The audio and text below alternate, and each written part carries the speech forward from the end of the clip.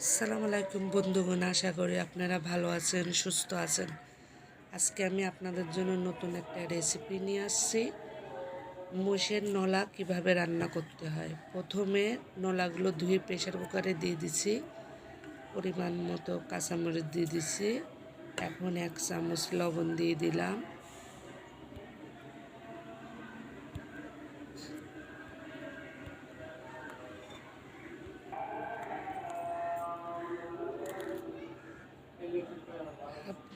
এক চামচ শুকনো মরিচের গুঁড়া, হাফ চামচ হলুদ গুঁড়া,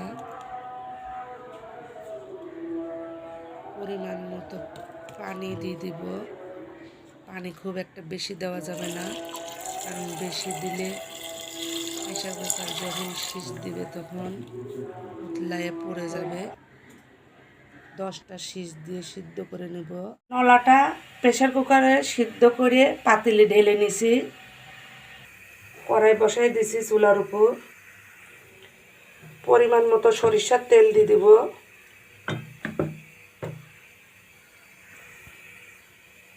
দিয়ে দেব রসুন কুচি, পেঁয়াজ কুচি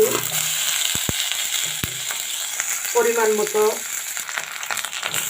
বাদামি কালার করে ভেজে নেব।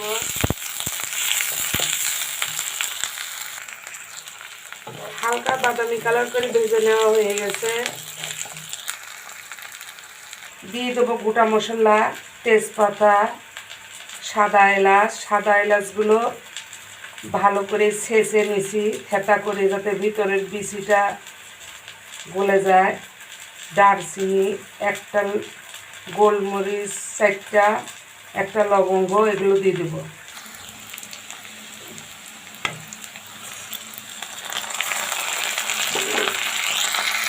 এখন দিয়ে দেবো গুঁড়া মশলা, ধনার গুঁড়া, গরম মশলার গুঁড়া, হলুদের গুঁড়া, জিরার গুঁড়া পরিমাণ মতো।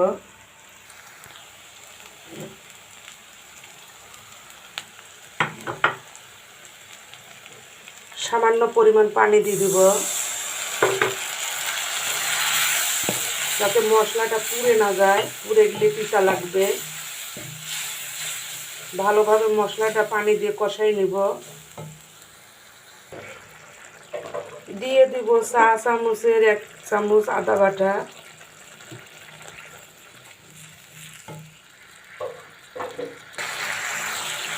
মশলাগুলো ভালোভাবে কষানো হয়ে গেছে।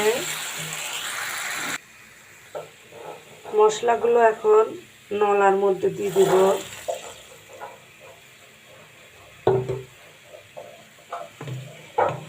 দিয়ে ভালোভাবে নেড়ে চেড়ে নিব। নেড়ে চেড়ে মশলার সঙ্গে মিক্স করা হয়ে গেছে। ঢাকনা দিয়ে ঢেকে দিব। 10 মিনিট পর ফিরে আসব। 10 মিনিট পর ফিরে আসলাম। ঢাকনাটা খুলে নেব। অনেক সুন্দরভাবে ফুটতে শুরু করেছে। এর মধ্যে আমি শুকনা মরিচের গুঁড়া, কাঁচামরিচ, কোনো মরিচ অ্যাড করি নাই, কারণ সিদ্ধ করার সময় এগুলো দিয়ে দিছিলাম।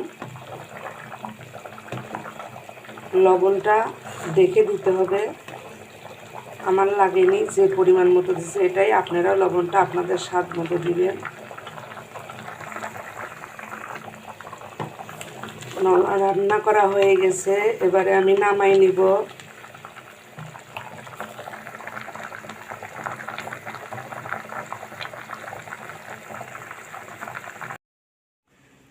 নলা এবার একটা পাত্রতে ঢেলে নিব। এভাবে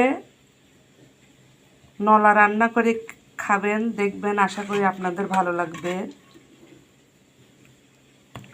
আমি যেভাবে রান্না করেছি এভাবে রান্না করবেন।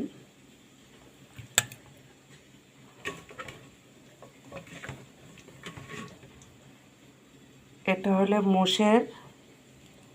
মোষের নলা। এভাবে নলা রান্না করি রুটির সঙ্গে খেয়ে দেখবেন, আশা করি আপনাদের ভালো লাগবে। সাদা রুটি বানাবেন। আমি দেখেন আজকে সাদা রুটি তৈরি করছি। আর মোষের নলা রান্না করেছি, এগুলো দিয়ে খাবো। আপনারাও রুটির সঙ্গে খেয়ে দেখবেন, আশা করি ভালো লাগবে। আপনারা সবাই ভালো থাকুন, সুস্থ থাকুন। এরপরে দেখা হবে নতুন কোনো রেসিপি নিয়ে। আজকে এখানেই শেষ করলাম। আল্লাহ হাফেজ।